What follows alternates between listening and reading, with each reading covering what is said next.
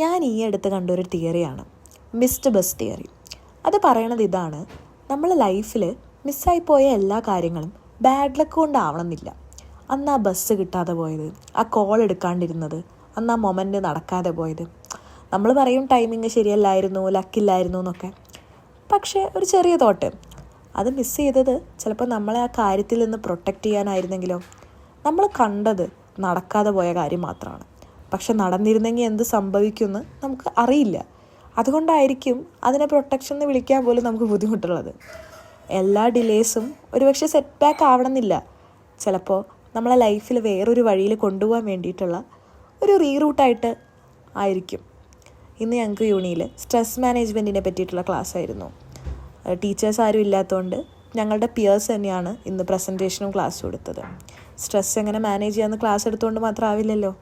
University നമുക്ക് stress തന്നുകൊണ്ടിരിക്കുകയല്ലേ.